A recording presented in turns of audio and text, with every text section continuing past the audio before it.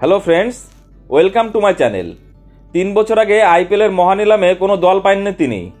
মরশুমের মাঝপথে পরিবর্তিত ক্রিকেটার হিসাবে তাকে কিনেছিল রয়্যাল চ্যালেঞ্জ বেঙ্গালুরু। সেই রজত পাটিদারই এবার আইপিএলের নেতৃত্ব দেবেন বিরাট কোহলিকে। বৃহস্পতিবার আরসিবি এর নতুন অধিনায়ক হিসাবে ঘোষণা করা হলো মধ্যপ্রদেশের ক্রিকেটারের নাম। স্বয়ং কোহলি তাকে নিয়ে বলেছেন, তোমার পাশে আমরা সবাই আছি। 2021 সালে প্রথমবার আইপিএলের সুযোগ পেয়েছিল পাটিদার। আরসিবি কিনেছিল তাকে। 4 ম্যাচে মাত্র 71 রান করার পর তাকে রাখার প্রয়োজন বোধ করেনি। মহানিলামে কোনো দলই কিনতে আগ্রহ দেখাননি। মরশুমের মাঝপথে লাভনীত সিসোদিয়ার চোট পাওয়ায় তড়িঘড়ি সই করানো হয় পাটিদারকে। কে জানতো মরশুমের শেষ পর্বে তিনি হয়ে উঠবেন নায়ক। 2022 সালে করোনার কারণে 3টি মাঠে আইপিএলে সব খেলা হয়েছিল, তবে 2টি প্লে অফ পেয়েছিল ইডেন গার্ডেন্স। লখনৌয়ের বিরুদ্ধে বেঙ্গালুরুর এলিমিনেটর ম্যাচে ইডেনে ভরে উঠেছিল কোহলির খেলা দেখতে। ভারতের প্রাক্তন অধিনায়ক সাফল্য পাননি, কিন্তু কোহলির ব্যর্থতার মঞ্চে নায়ক হয়ে গিয়েছিল পাটিদার।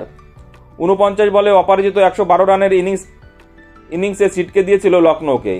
পরের ম্যাচে রাজস্থানের বিরুদ্ধেও অর্ধশতরান করেছিলেন, তবে গুজরাটের কাছে হেরে ফাইনালে উঠতে পারেনি বেঙ্গালুরু। 8 ইনিংসে একটি শতরান সহ 333 রান করায় পাটিদারকে রেখে দেয় বেঙ্গালুরু। তখন থেকেই তিনি দলের অবিচ্ছেদ্য অংশ। তবে গোড়ালি চোটের পেয়ে 2023 সালে আইপিএল খেলা হয়নি তার। তবে আইপিএল এবং ঘরোয়া ক্রিকেটের পারফরমেন্স চোখ আড়ায়নি নির্বাচকদের। 2023 অক্টোবরে দক্ষিণ আফ্রিকার বিরুদ্ধে একদিনের সিরিজে ভারতীয় দলে সুযোগ পান। সে মাসের শেষ দিকে নিউজিল্যান্ডের বিরুদ্ধে সিরিজে শ্রেয়স আয়ারের বিকল্প হিসাবে ঢোকেন, যদিও কোনো সিরিজেই অভিষেক হয়নি তার। 2023 ডিসেম্বরে দক্ষিণ আফ্রিকার বিরুদ্ধে একদিনের ক্রিকেটে অভিষেক হয়। 16 বলে 22 রান করেছিল। 2024 জানুয়ারিতে কোহলির পরিবর্তন হিসাবে ইংল্যান্ডের বিরুদ্ধে টেস্ট সিরিজের প্রথম 2টি টেস্টে সুযোগ পান। 2 ফেব্রুয়ারি দ্বিতীয় টেস্টে অভিষেক হয়। 2 ইনিংসে যথাক্রমে 32 এবং 9 রান করেন। সেই টেস্ট সিরিজের পর আর জাতীয় দলে ফিরতে পারেনি।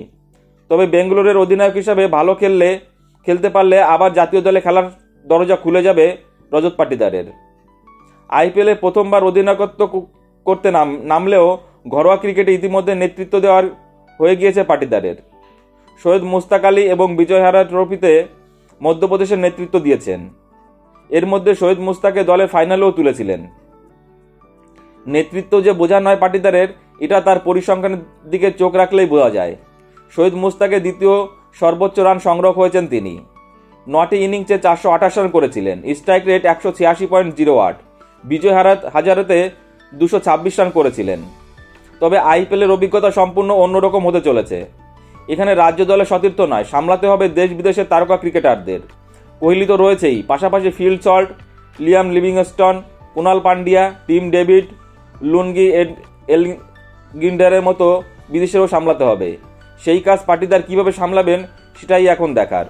বন্ধুরা, ভিডিওটি ভালো লাগলে অবশ্যই লাইক, কমেন্টস এবং শেয়ার করে দিও এবং চ্যানেলটি সাবস্ক্রাইব করে দিও।